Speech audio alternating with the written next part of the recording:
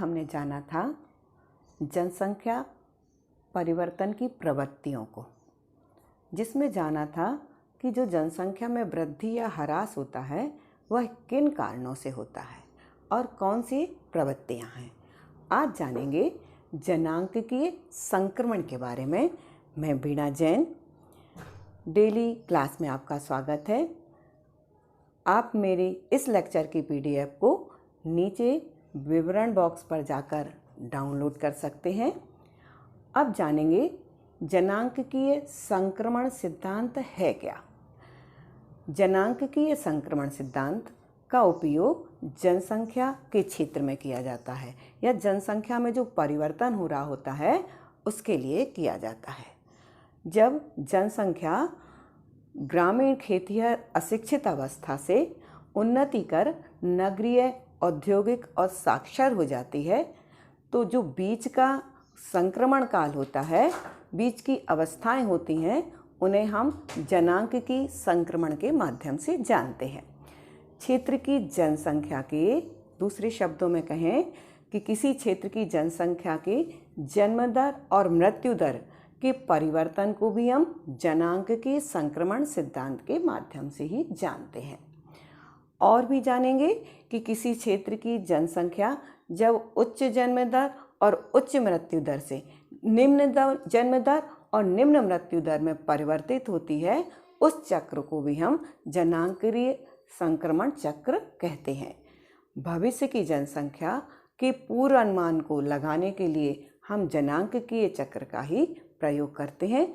और सबसे महत्वपूर्ण है, यह किसने प्रस्तुत किया था, तो सर्वप्रथम जनांकीय संक्रमण का सिद्धांत 1929 में थॉमसन ने प्रस्तुत किया था और 1945 में नेटोस्टीन ने जनांकीय सिद्धांत में जो थॉमसन का था उसमें संशोधन कर इसको नया रूप दिया था। तो हमें दो नाम याद रखना है, थॉमसन महोदय जी को और नेटोस्टीन महोदय जी को। अब जानेंगे संक्रमण की अवस्थाओं के बारे में। प्रथम अवस्था में आप आदिकालीन अवस्था होती है, उसमें क्या होता है, जन्म दर भी उस समय उच्च थी और मृत्यु दर भी उच्च होती है। और जन्म दर और मृत्यु दर दोनों उच्च होने से महामारियां रहती हैं, भोजन की अनिश्चितता रहती है, निम्न जीवन प्रत्याशा होती है और लोगों की शिक्षा का क्या होता है, प्रौद्योगिकी स्तर निम्न होता है। और ऐसे देश हैं अफ्रीकी देश, कांगो, घाना, सूडान आदि। यहाँ पर क्या है, अभी प्रथम अवस्था है। और जब द्वितीय अवस्था होती है, धीरे धीरे लोगों में विकास होता है, तो इसे प्रसारण या युवा जनांकीय अवस्था भी कहते हैं। तो इसमें जन्म दर तो अधिक होती है और मृत्यु दर भी अधिक होती है, पर गिरते हुए क्रम में होने लगती है। स्वास्थ्य सुविधाओं में सुधार हो जाता है। तो ऐसे देश आते हैं, ये भी अफ्रीकी ही देश हैं जहाँ थोड़ा बहुत विकास हो रहा है, अंगोला, रोडेशिया, सोमालिया आदि। तृतीय अवस्था में क्या होता है, जन्म दर उच्च होती है और मृत्यु दर कम हो जाती है। तो किस कारण से होती है, ये शिक्षा का प्रसार होने लगता है, नगरीकरण और औद्योगिकरण थोड़ी मात्रा में हो जाता है, तो जनसंख्या तो विस्फोटक गति से बढ़ती है इसमें। तो ऐसे देश भारत, पाकिस्तान, अफगानिस्तान, नेपाल आते हैं तृतीय श्रेणी में। और जानेंगे अगली अवस्था में चतुर्थ अवस्था है, और चतुर्थ अवस्था में जन्म दर मध्यम होती है और मृत्यु दर निम्न होती है। चिकित्सा सुविधाएं उत्तम होने लगती हैं और नगरीकरण और औद्योगिकरण उन देशों में हो जाता है। तो इस अवस्था में हमारे विश्व के न्यूजीलैंड, ऑस्ट्रेलिया, चिली, चाइना आदि देश आते हैं। पंचम अवस्था में जनसंख्या का ह्रास होने लगता है, जन्म दर निम्न हो जाती है और मृत्यु दर भी निम्न हो जाती है।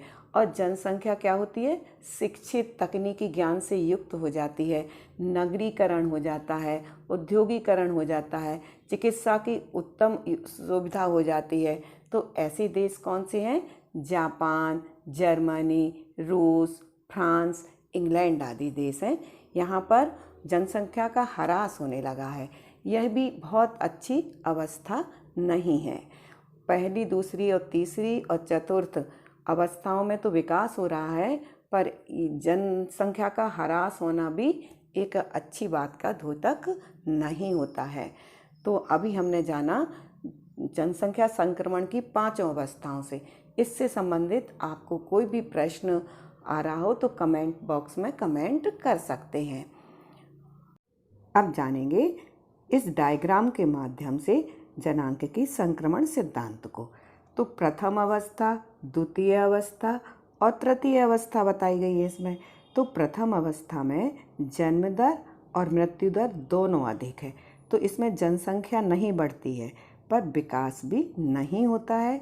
शिक्षा और अंधविश्वास जैसी चीज़ें यहाँ ज़्यादा रहती हैं, जैसे अभी अफ्रीकी देशों में और बांग्लादेश के कुछ आदिवासी क्षेत्रों में पाई जाती है ऐसी जनसंख्या।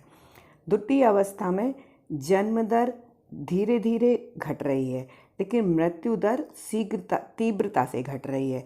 तो जन्म दर तो अधिक रहती है और मृत्यु दर भी बहुत कम हो जाती है।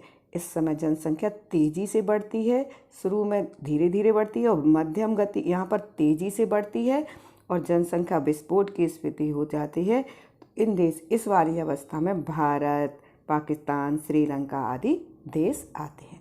जो तृतीय अवस्था है, इस अवस्था में जन्म दर भी निम्न हो जाती है और मृत्यु दर भी निम्न हो जाती है। तो यह इससे जनसंख्या या तो स्थिर हो जाती है या जनसंख्या का ह्रास होने लगता है, और जो कि यह भी एक अच्छी अवस्था नहीं है।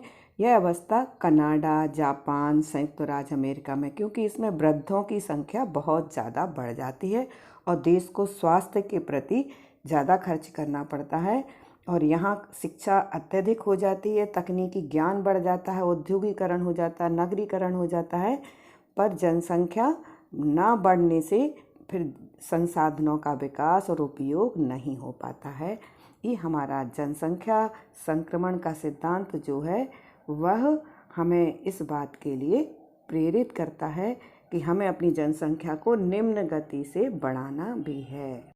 अब जानेंगे जनसंख्या नियंत्रण के उपाय को। पारिवारिक नियोजन। परिवार नियोजन से क्या होता है, जनसंख्या बच्चों के जन्म को हम रोक सकते हैं और बच्चों के जन्म में हम अंतराल भी रख सकते हैं, और गर्भ निरोधकता का सुलभता होना चाहिए, सबको उपयोग होना चाहिए, इससे भी जनसंख्या पर नियंत्रण होता है।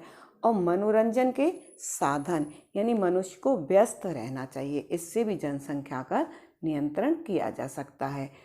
ये थॉमस रॉबर्ट माल्थस जी ये महत्वपूर्ण जनांककीविद हैं।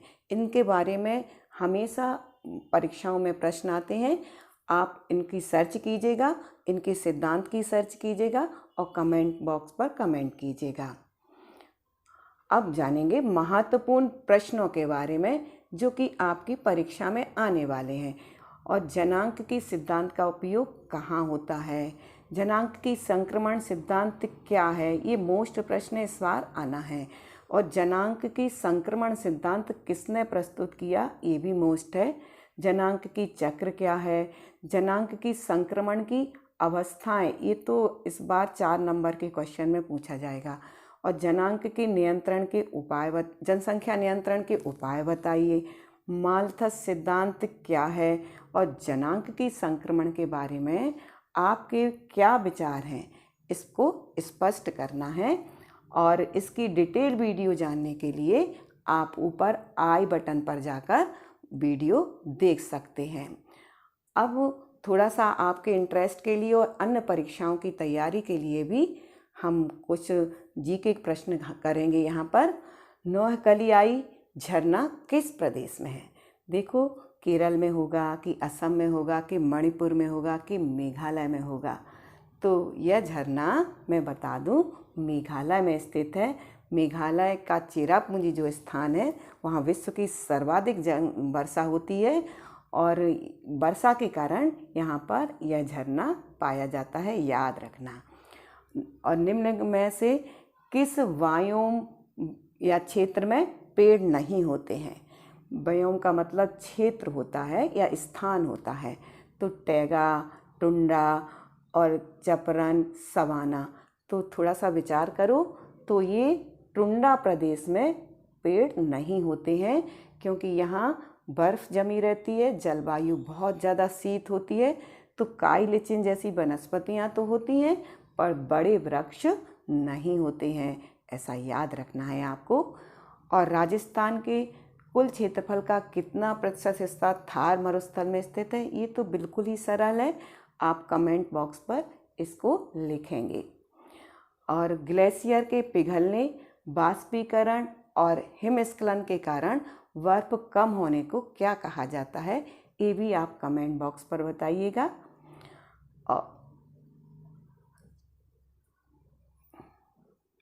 ग्लेशियर निक्षेप के लिए निम्न में से कौन सा शब्द प्रयोग में नहीं लाया जाता है या नहीं किया जाता है, ये भी कमेंट्स बॉक्स पर लिखिए। और अगर ये नहीं लिखेंगे तो कल के अगले वीडियो में मैं इस पर आपके आंसर बताऊंगी।